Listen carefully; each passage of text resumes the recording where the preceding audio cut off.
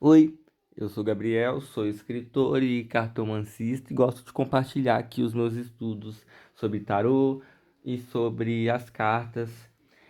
E eu vim para hoje nesse vídeo gostaria de compartilhar um pouco sobre a história do cigano Rafael e desmistificar algumas coisas, né? Eu gosto sempre de não alfinetar, né? Mas quando a gente estuda e descobre também a verdade sobre algumas coisas, tudo fica mais claro, né? E é muito importante a gente compreender a história do povo cigano também pela perspectiva política. Não dá para a gente falar assim, ah, porque vamos lá, vamos falar do povo cigano, mas coisa tal é mimimi, coisa tal não é. Se a gente também quiser dessa história só a parte boa, a gente está utilizando, a gente está se apropriando e a gente está se aproveitando dessa história para fazer dinheiro ou até mesmo para incorporar e dar vazão ao nosso ego no terreiro, em algum lugar relacionado à espiritualidade. Então, cuidado, a gente tem que ter muito cuidado com isso. A mesma coisa é o processo de tentativa de apagamento que sofre, por exemplo, os pretos velhos, né? Que constantemente, às vezes as pessoas ficam numa discussão, ah, são descendentes de escravizados, não são? Gente, as coisas têm história, né? Vamos procurar a história, vamos ler, vamos nos educar, né? Porque isso também clarifica e abençoa cada vez mais a nossa mente, o nosso ori, porque ele gosta de se alimentar de palavras, né?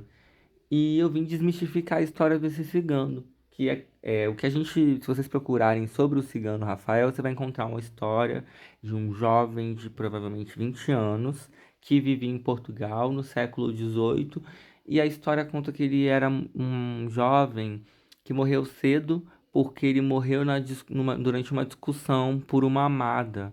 E ele ficava muito em caravana, mas ele acabou morrendo muito cedo e por conta disso ele não é um cigano que não gosta muito de quando ele se comunica no momento presente em cartas, etc, não gosta muito de fazer trabalhos relacionados ao campo amoroso, né? E eu vim desmistificar essa história, porque, gente, vamos pensar um pouco, né? Se ele vivia no século XVIII em Portugal, né, então a gente está falando do rei Henrique III, por exemplo, que também vivia nessa época e que foi responsável por criar e decretar leis tiranas mesmo para expulsar as pessoas ciganas das terras. As pessoas, a comunidade cigana, né, a galera tinha de 24 a 48 horas para se retirar do lugar e ir embora, né? Então, os guardas, quem quer que seja, chegava lá e falava: Ó, vocês têm um tempo para se retirar daqui, vocês não são aceitos aqui, vocês não podem ficar aqui. E houve todo um processo de higienização também. Que proibia essas pessoas de utilizarem os seus adereços, as suas roupas. Por isso também, né, a gente tem o povo cigano constantemente também carregando as moedas atreladas ao corpo, porque também era uma forma de ter ali um pagamento se fosse necessário utilizar esse dinheiro para pagar, para comprar alguma coisa, mas também nos momentos de perseguição, né, nos momentos onde o povo cigano era perseguido e só pelo fato de ser da pessoa ser cigana, né, só por isso já era um crime, isso já era considerado um delito, né? A própria existência. Por isso que a gente fala muito também sobre que todo corpo tem uma presença política, né? Então, eu tô lá no terreiro, incorporo um cigano, e aí imagina se a gente segue a visão romantizada de ficar pensando no cigano só como uma galera que vem para servir, para ler cartas, para dizer coisas para as pessoas, né? Essa energia também precisa ser alimentada. E se a gente pensa num jovem que tinha 20 anos e vivia em Portugal por volta do século XVIII, gente, a gente não está falando nem de um jovem, né?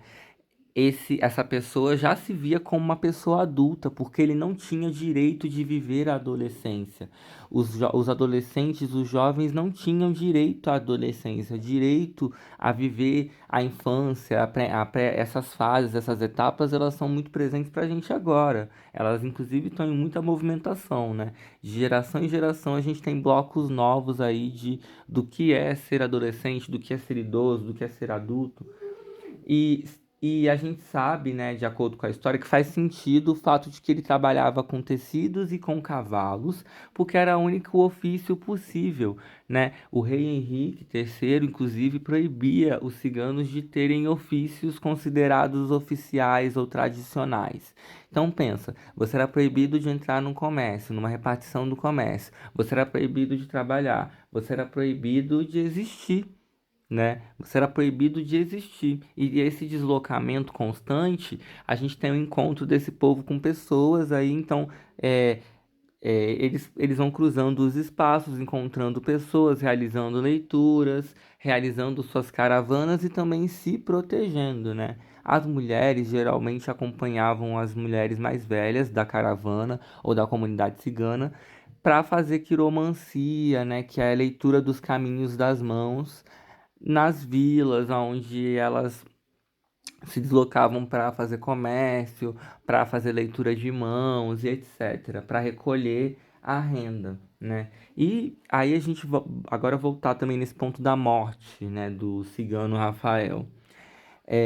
A gente tem que pensar também que as cartas, o tarô, toda essa concepção do mundo esotérico se construiu em cima de um ideal extremamente católico, eurocêntrico e capitalista. Então, é muito fácil a gente associar qualquer homem ou qualquer entidade masculina a esse tipo de história. Ah, ele morreu lutando por uma amada, ele morreu na luta por uma amada, ele tinha várias mulheres, tinha várias amadas. E quando a gente vê a história das mulheres, elas são retratadas de forma extremamente pejorativa, né? Então a gente também tem que tomar cuidado com isso. Ele pode ter morrido simplesmente pelas próprias escolhas ou simplesmente pelo fato de ser perseguido, né? Por ser cigano. A gente tem, por exemplo, vários ciganos que sofreram os degredos, né? Eles foram enviados, pena de degredo, então essas pessoas foram enviadas para outros países, enviadas para outros lugares. Aqui no Brasil, a gente vai, por exemplo, ter relatos de ciganos chegando em Maranhão, na Bahia, né? Indo para o continente africano também, ali próximo da Angola, né? E e uma coisa também que é interessante a gente pensar, né, é que o cigano Rafael ele é apontado como um cigano sábio, letrado, que estudou e etc. Mas, gente, ele não tinha essa possibilidade.